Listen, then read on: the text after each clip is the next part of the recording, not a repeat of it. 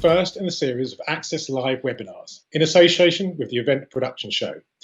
We're launching with We Did It, running COVID secure events, brought to you in partnership with our platinum sponsor, ES Global, and our gold sponsor, Event Clean. A big thank you to both of you for supporting this episode. My name is Christopher Barrett, and I am the editor of Access All Areas magazine. I'll ask the panel to introduce themselves in a minute, but to add some context, as everyone in the event industry knows, since March it's become incredibly difficult to stage concerts and festivals of any scale under the government's ever-shifting guidelines. Social distancing, closed bars, increased staff and hygiene measures are just a few of the many considerations to be taken into account before taking the plunge. We talked to the organisers of some of the biggest events to take place under COVID-19 related guidelines, and we will hear from them about the challenges involved. We do want to hear your questions, and you will see at the bottom of your screens a Q&A function, so please do enter your questions there, and we will open up to the panel during the last 10 to 15 minutes. Now I'd like to let the esteemed panellists introduce themselves and give a brief overview of their background and events they've organised this year. Let's start with Will Briggs. Hi there, my name is Will Briggs. I'm the director of 57 festivals. We've been running large scale comedy events, outdoor but within tents generally prior to 2020. We run Greenwich Comedy Festival, Bristol Comedy Garden and Brighton Comedy Garden, which takes place generally every summer, except only one of them happened this year. Thanks, Will. Thank you. Okay, and Steve Davis, please. Steve Davis, the Managing Director of SSD Concerts, a concert and festival promoter in the northeast of England, and we're recently presented the Virgin Money Unity Arena, the biggest socially distanced gig of the year that's happened in the UK. Thanks, Steve. And Mark Hornbuckle. Morning, everybody. Mark Hornbuckle, ES Global, Senior PM and Staging Manager. This year we've done two quite significant projects. One was we delivered the Dragon Heart Temporary Hospital in the Principality Stadium in Wales, and we also did the Unity Money Virgin concert up in Newcastle, supplied the main stage and all the individual pods platforms for SSD. Great stuff. We also have Sam Joins. I'm Sam Joins. I'm the Central Production Manager at DHP Family. We run venues, promote concerts and festivals across the country. We're based in Nottingham. And this summer I was the project manager for an event called the Arboretum Garden Bar, which was a 6-week event space ran in a park in Nottingham, hosting 17 different live music events. Thank you. And Ben Street, who took his first steps into the Greenfield festival industry this year. Yeah, hi, I'm Ben. I'm the founder and director of Wild Paths and now Wild Fields Festival. We ran a 23-venue multi-venue citywide festival last year, and we're hoping to do it again in 2020. But due to the situation, we adapted and we ran a 3-stage Greenfield event over 2 days, which was COVID secure, and was a really welcome and enjoyable challenge. Great, thanks guys. Okay, so to get the ball rolling, we're going to start with you, Steve. With the live music industry all but paralysed by the government's COVID-19 related events guidelines, can you talk us through the decision-making progress that led you to launch the UK's first purpose-built COVID secure arena, Virgin Money Unity Arena? Yeah, it was obviously an interesting kind of project for us. But when everything shut down, we've got multiple venues in Newcastle, and we moved 5 festivals, and we had to reschedule over 1,000 live music shows. So obviously, when all that happened, we're normally very busy people, and we work kind of long hours, and when it all went to nothing, our minds obviously started thinking of what would come next and what would live music look like in the interim until COVID disappears, really. And where we ended up with the Virgin Money Unity Arena was probably the 20th or 30th version of what it started out being. It was only going to be a drive-through initially, with cars in the field, and then we did some sound tests, which kind of made us realize you can't have cars and a live PA because the windscreens and the reflection of the audio doesn't work really. So we kind of progressed that plan to where we ended up, where people were on platforms in their own area, distanced with separate arrival times, so no one met on arrival or when they left the site. And we're really happy with how it went. It worked really well. All the artists loved it. There's a great atmosphere on site from the site crew. Everyone was happy to be there. I feel we did a really good job with it. Great. Okay. And I'd like to just kind of go to Mark, actually, because obviously you were heavily involved in the Virgin Money Unity arena. You came from off the back of a project in Wales, building a 2,000-bed the Dragon's Heart Field Hospital at the Principality Stadium. So you had experience of working against the COVID-19 backdrop. How did you get involved in working with SSD in Engine Number 4? And can you just kind of talk through how your experience in Cardiff kind of benefited the project up in Newcastle? Yeah, I first got involved with Steve last year. Really, we did Tomorrow Festival with Steve, and everything went quite successful on that. We'd already talked about projects for this year. Again, we talked about Tomorrow Festival and some other projects that Steve was other festivals that Steve was working on. And then Steve called me, I think it was April, March, so I think it was April time. We were already involved with Cardiff at the time. And to be honest with you, when he did ring me about it, I thought he was crazy. And I thought this is never going to happen. And obviously as time progressed and we came up with a bit of a plan, Steve, we kept talking to each other quite a lot and back and forth and back and forth. Steve asked me how we'd managed the number of people here. At the peak here in Cardiff on the Principality build, we was up to 1,600 men a day. So we obviously had a lot of handling. There's a lot of hand wash stations and things like that. So as we sort of progressed with Newcastle, was basically on the phone 3 or 4 times a day, going through different scenarios. We looked at different types of platforms. And what could be cleaned easily was one of the main things that we looked at, was hence why the platforms were mainly steel and had no wood on them, purely because we thought it'd be easier to clean, easier to sterile, which what Steve's team, site team and Engine 4 did every day.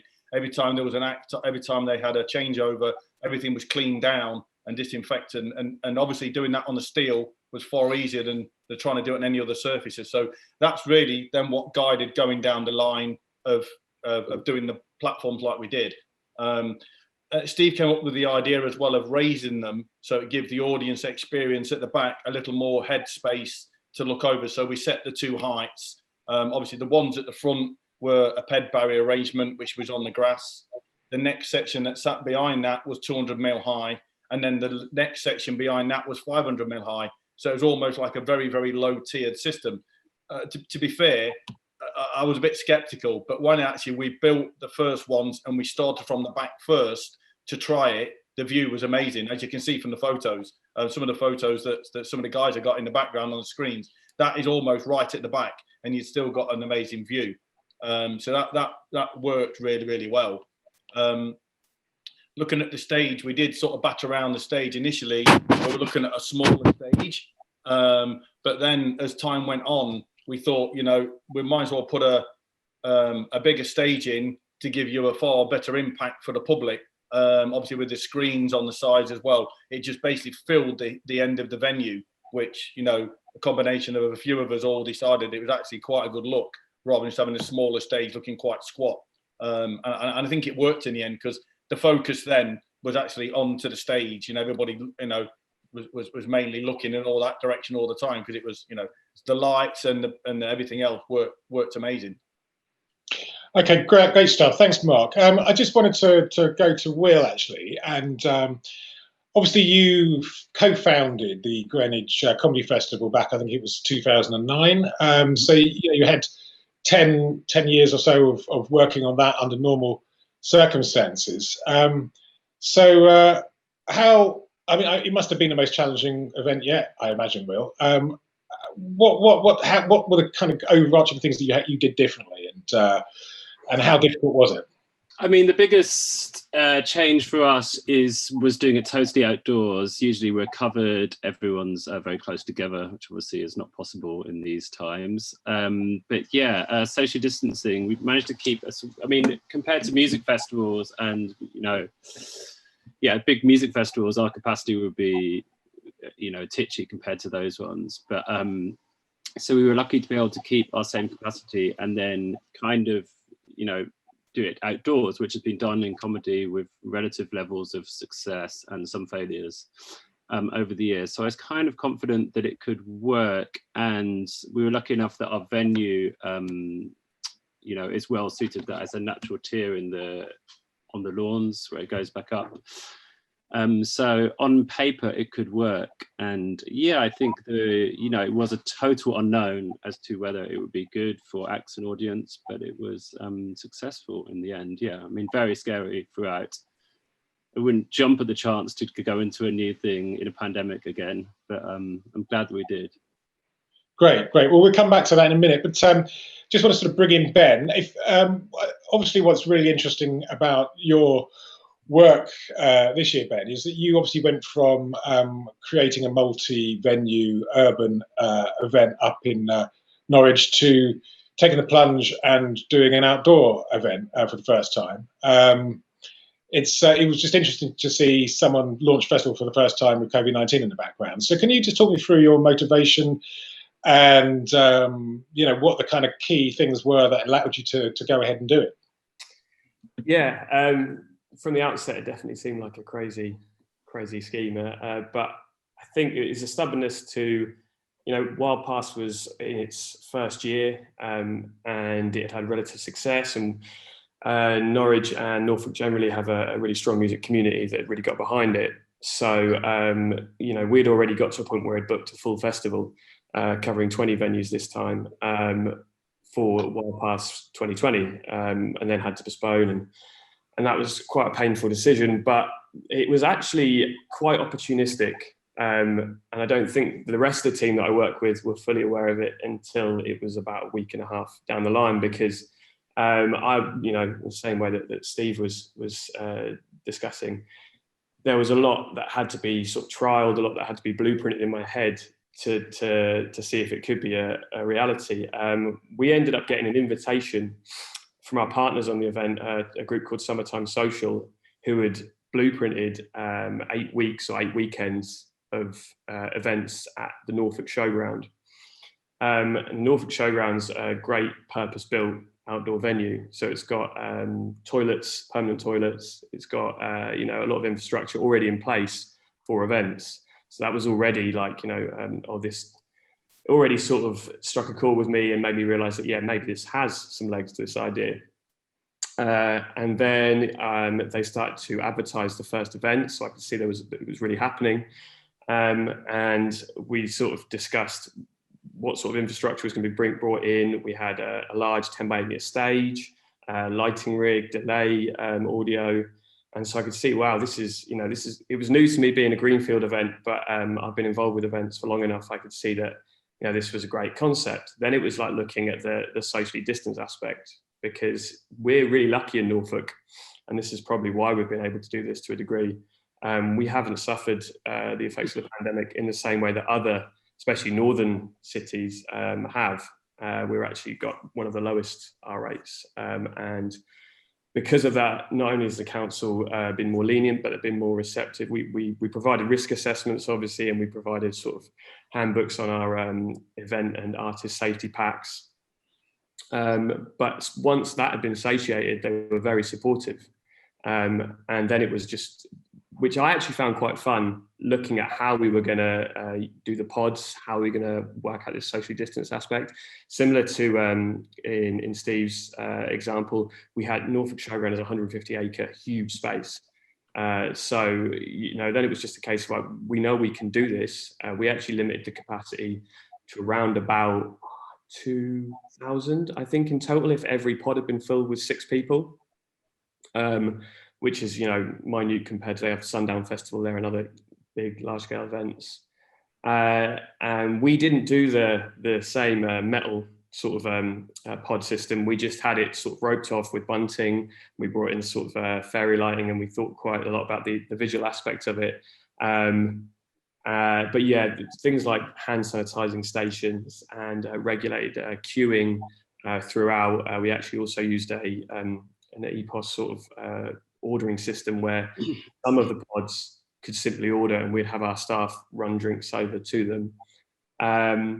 We actually ended up having 2 stages as well because of the size of the venue and the level of marshalling we had. We had about 65 staff members just dedicated to marshalling and making sure people didn't congregate. Yeah, and so then it started to come together. Even, you know, about 2-3 weeks in, I was constantly worried that you know, some sort of governmental body or the local council would turn around and actually go, well, sorry, no, this can't really happen. But that never happened, and the event was a great success. We were really happy with it.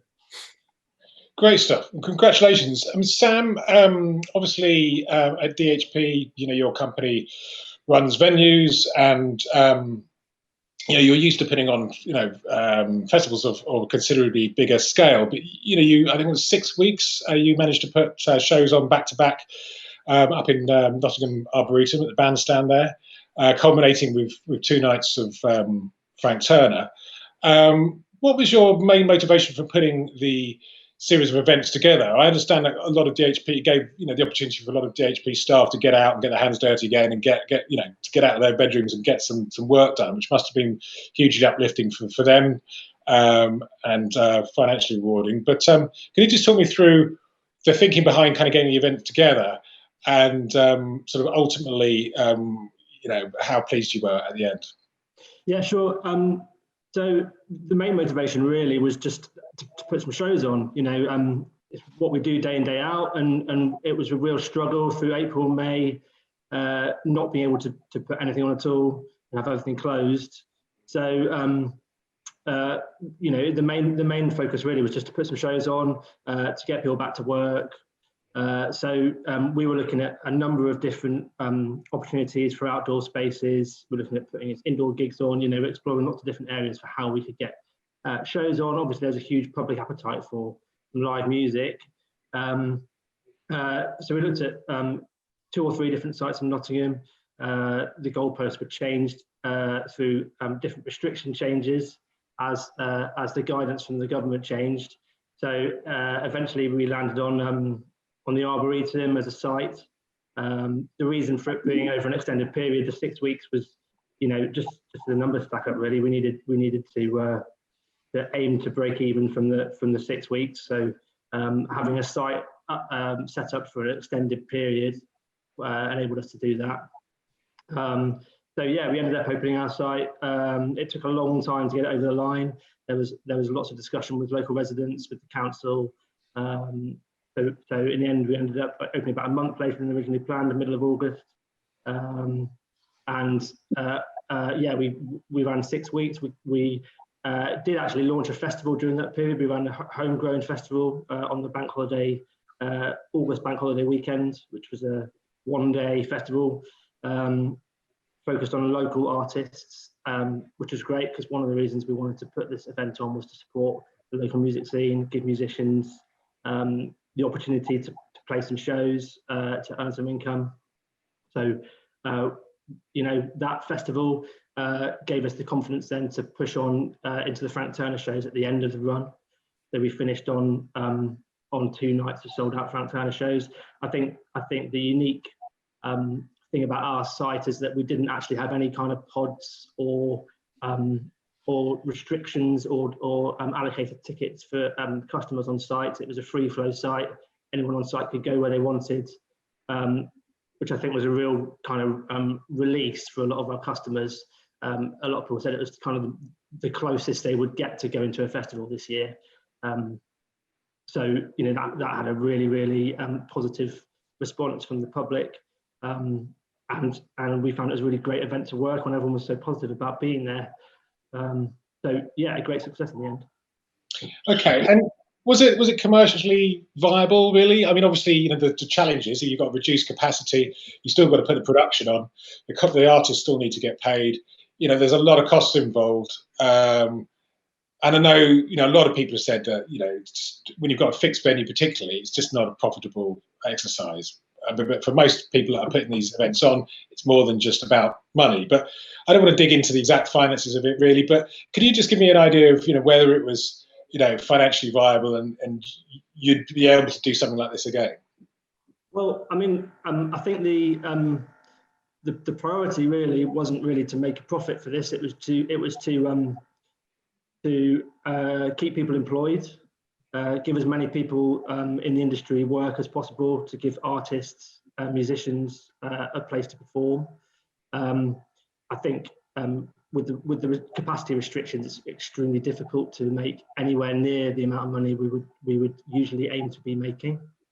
And I think the target for us really over the 6-week period was to break even, and we were projecting actually possibly to make a loss. Without help from sponsors, it would be a big loss. So in the end, we did manage to make a very small profit, but thanks to the success really and the amount of public that came down to the site, we ended up having over 10,000 people through the doors over the period. So we did in the end manage to make a small profit, but only a very tiny one. And the priority really was keeping as many people employed as well, supporting local businesses. We had lots of contractors who had work at the site. We had 8 local businesses running food stalls there, and that was really the priority. Okay, so Steve, obviously, the Virgin Money Unity Arena has very obviously had a major sponsor behind it. It was a kind of pioneering event in many respects, and it was great to see the event gain media attention around the world, and quite uplifting, I think, at a time when everyone was feeling fairly sort of depressed by what was happening to our industry and just generally because of COVID-19. So, it was a very uplifting thing to see the event take place. Would it be possible if, to do something like that without having a major sponsor like Virgin? And actually, were they helpful in more ways than just a financial injection?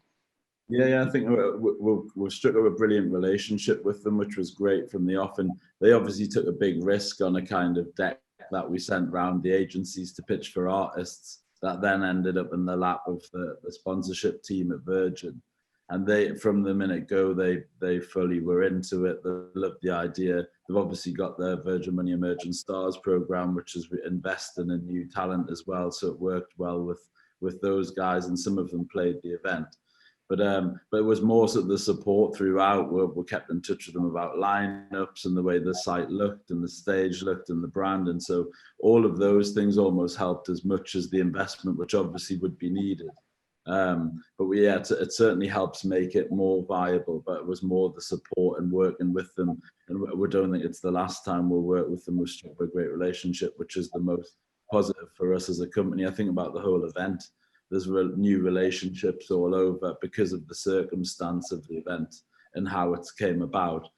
It's more, we see that Virgin Money Unity Arena as an investment from our side, and we'd like to think it might come back. Obviously, we want to go back to normal and do our normal shows, but in the long run, the good it's done for us as a company, the financials kind of it washed its face in the end. It employed 100 staff that we have, no one's lost their job through COVID, which is amazing. It's kept them all working. So I think there's so many benefits. It's the question everyone asks, did you make any money? Did you make any money? But I think in the longevity of our career, we're quite a young company as well. And I think over time, it'll pay for itself 10 times over. Excellent. Okay.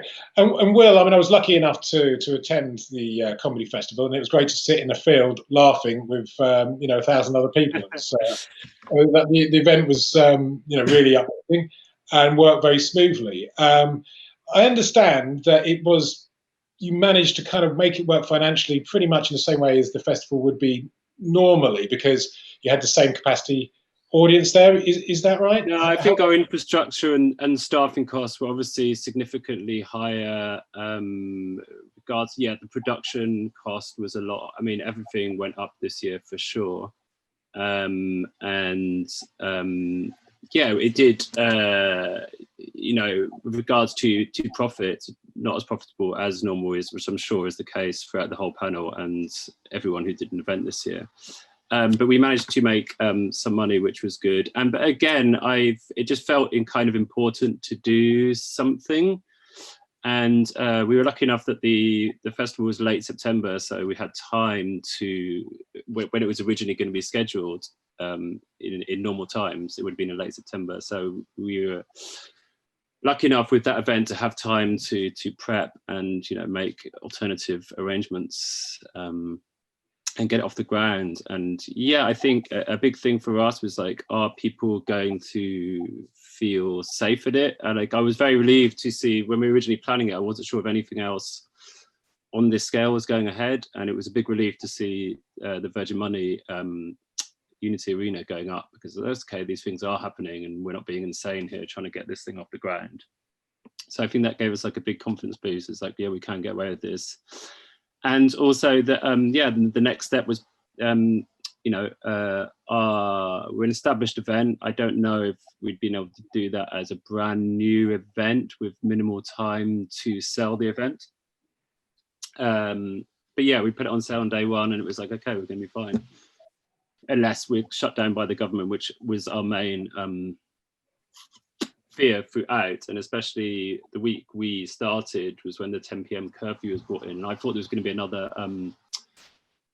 you know, as a lot of people did, another sort of UK-wide lockdown at that point, which was 3 days ahead of our first show.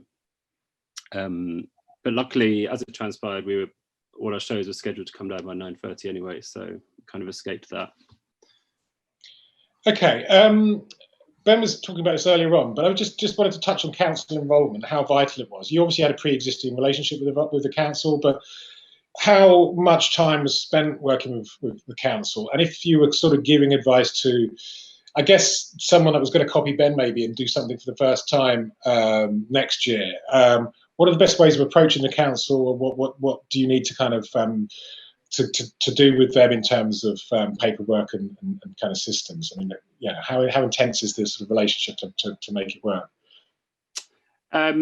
We had a very strong track record with the council. We've never had any issues at our event. I think we were just extremely comprehensive with the planning to council, and to also we were extremely comprehensive to audience as well. We kind of shared all the plans with the audience rather than just saying, oh, social distancing is going to be, you know, it's a social distance event. So we went into extreme detail on our website so the public could also see who were buying to give confidence buying tickets. Yeah, which kind of, I think, has a positive effect. And I think what helped for us was breaking the audience down, so splitting into quarters and then keeping all those people separate. So they're kind of separate pods, even larger pods, and staggered entry times. Kind of, we went above and beyond with those respects, really. And yeah, I think the council were behind us all the way, which definitely helped. But I think that, and the venue also, but the council being behind us from day one was hugely beneficial to this.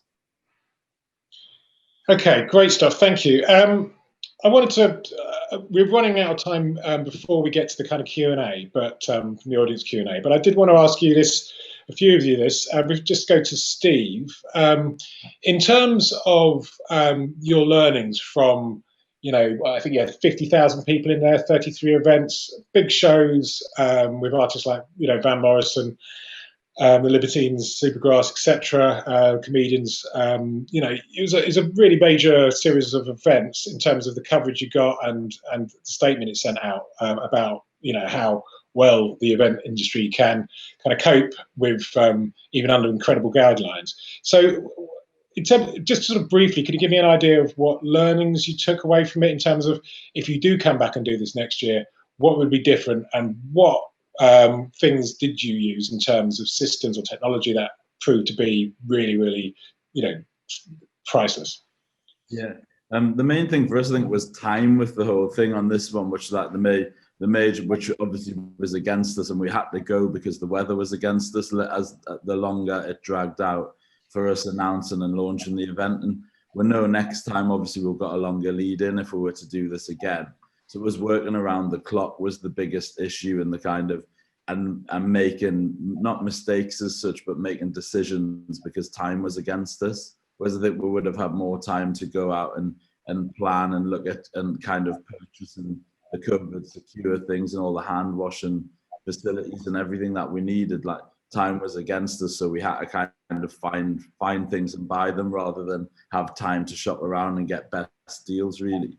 In terms of like the best practice for it, was more the plan, I think, is that we had a really detailed plan that worked. It was really simple for customers to follow, and I think we know going forward, if we develop it and do it again, that we wouldn't try and make it too complicated. I think is that the customers have to understand how they need to behave on site, and I think all the staff need to understand as well. I think that was the key things. Obviously, there was the big chain smokers thing in America, and everyone kind of left their areas and started mosh pits, and we were worried about that. But I think because of the rules that were put in place, that if one of your party misbehaved or went against the rule, the whole party were ejected.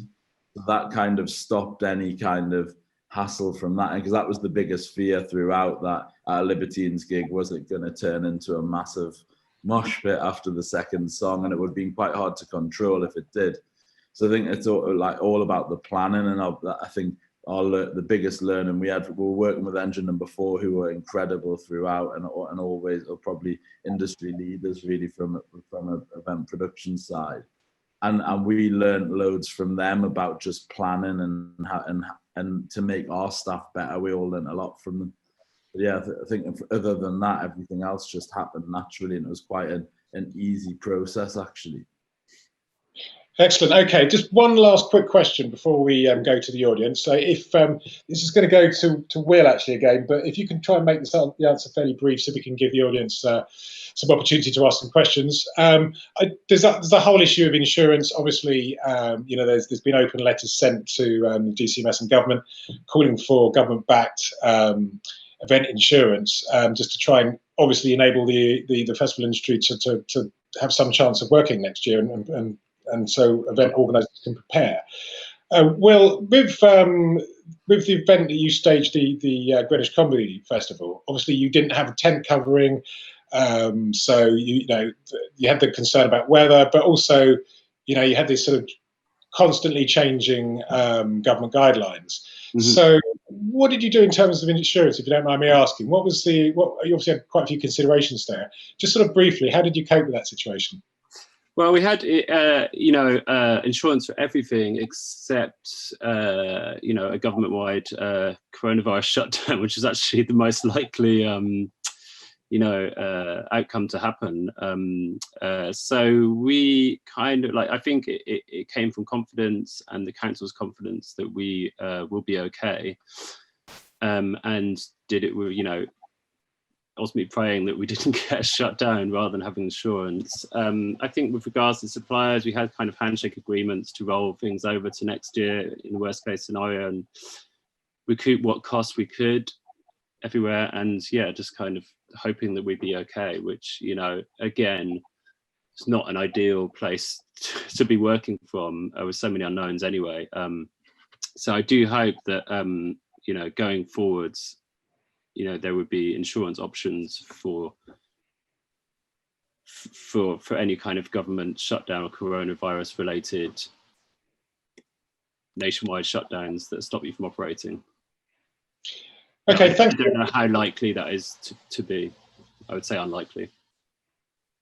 Great. Okay, well, thanks very much, Will. I will get onto some of these questions from the audience. We've got some really interesting ones coming in.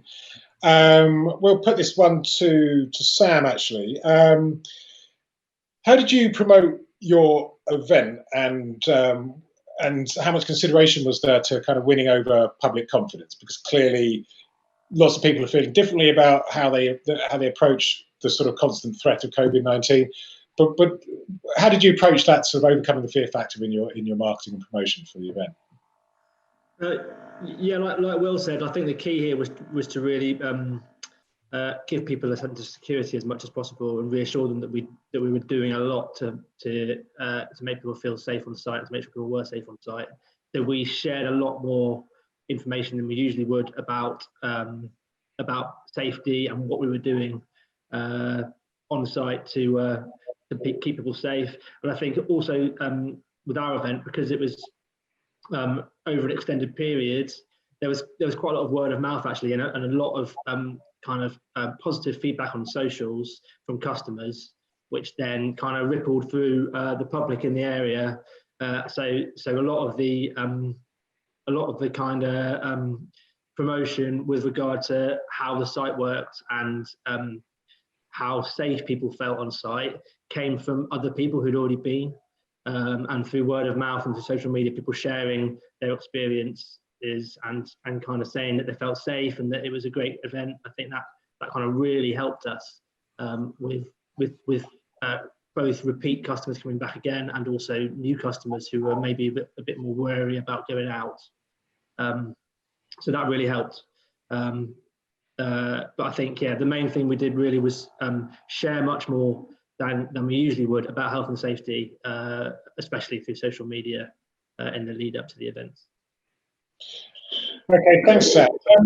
This one's for Mark. How did you manage staff and personnel and their safety during the build? I think it sort of stemmed from having worked on the hospital, and we had quite a tight regime here.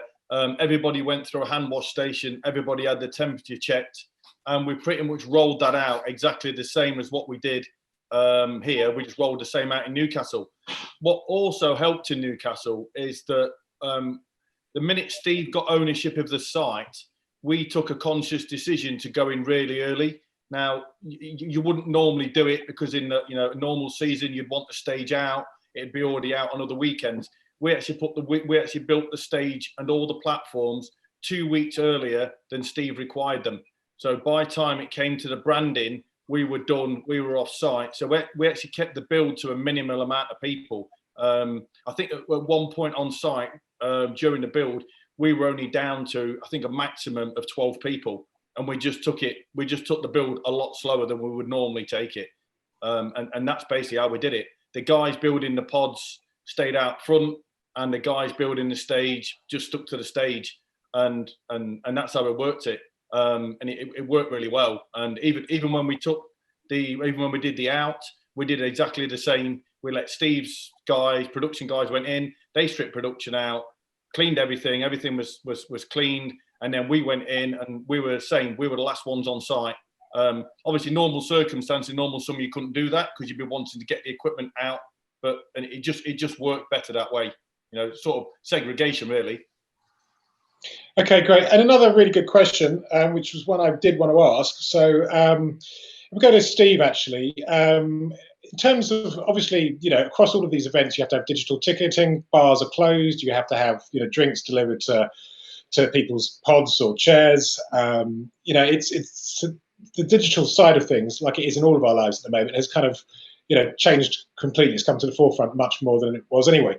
But just the question is really, what sort of tech solutions did you incorporate at the Unity Arena this year that you would definitely not do without, if you were to do it again? Yeah, there wasn't so many as such. It was more about distancing in terms of, like, from a tech side, there wasn't loads. Obviously, we had arrival times on all the tickets, so everyone had 20-minute arrival times. So we used the ticketing side to make sure people were arriving at different times.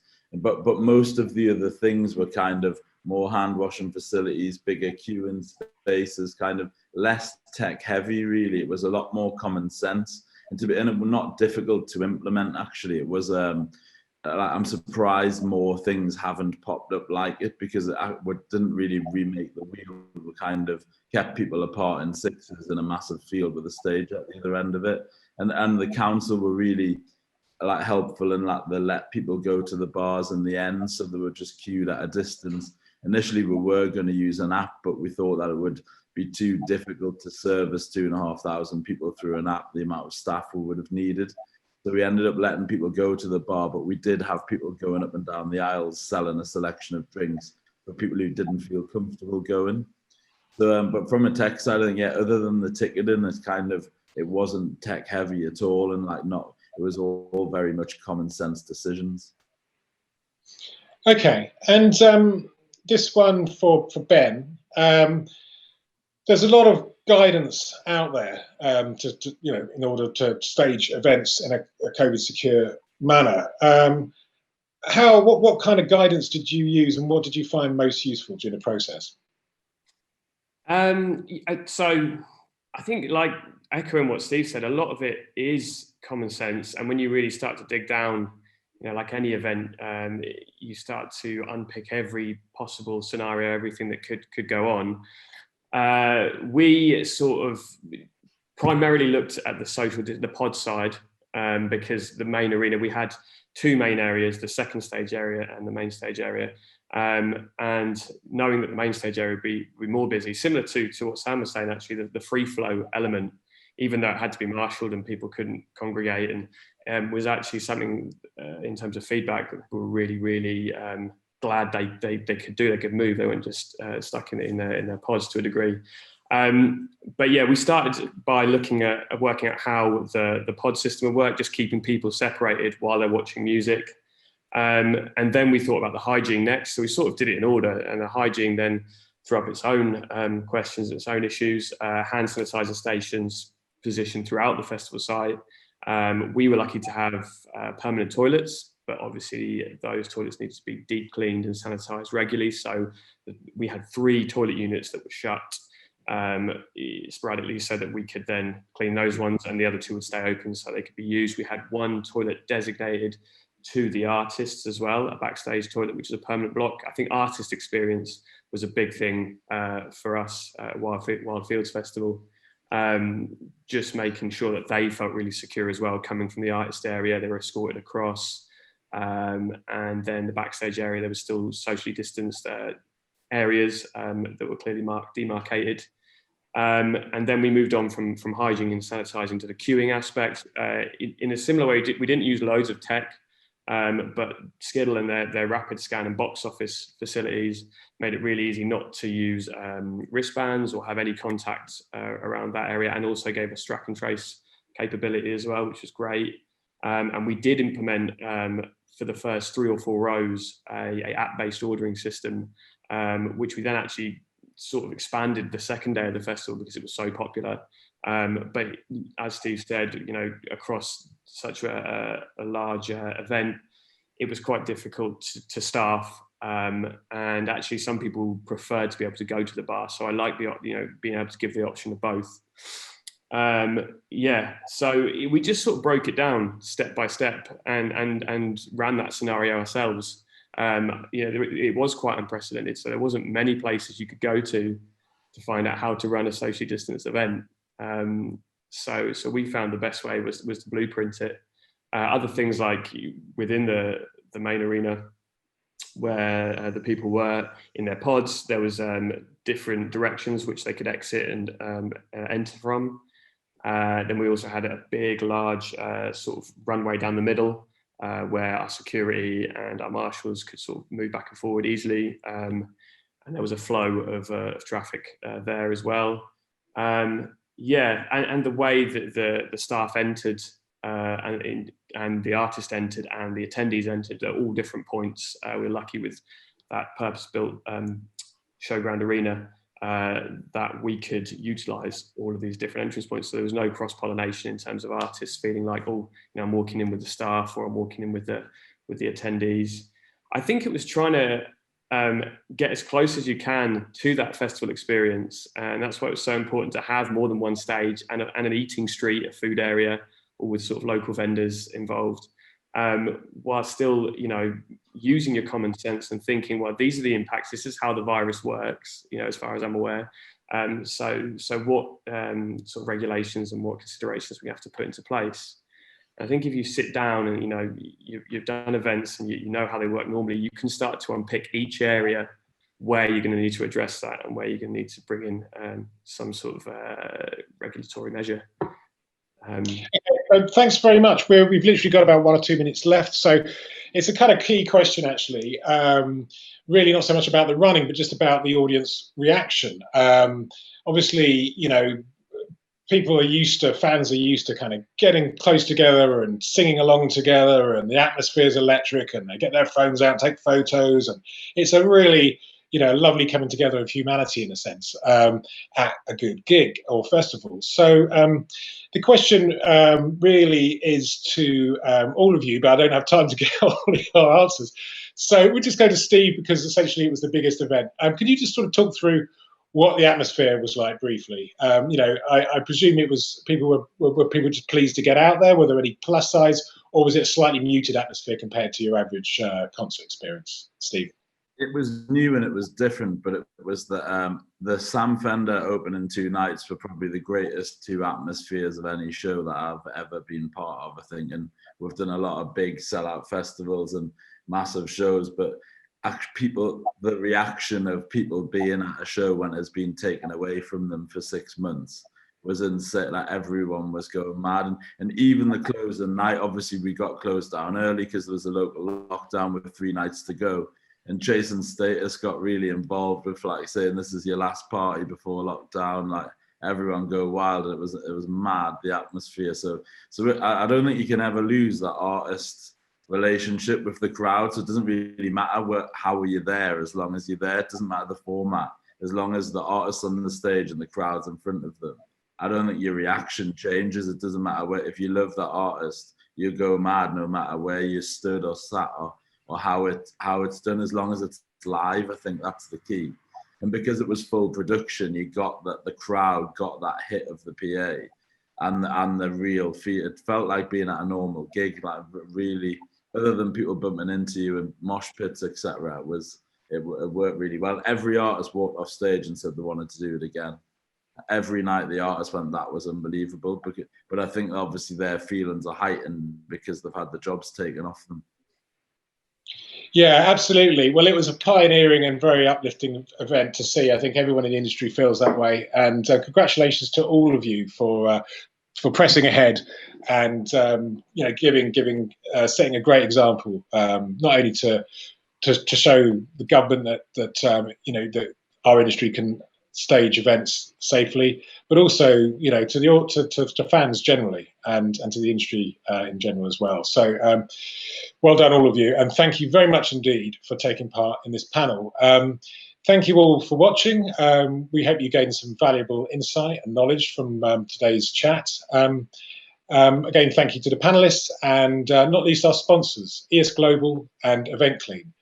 Should you be looking for a new structure provider or waste management service, make sure you check out their website in the links below. See you next time for an exclusive one-to-one chat with Luca Rowe, insurance brokers, on protecting your business from the unknown. Thank you very much, everybody.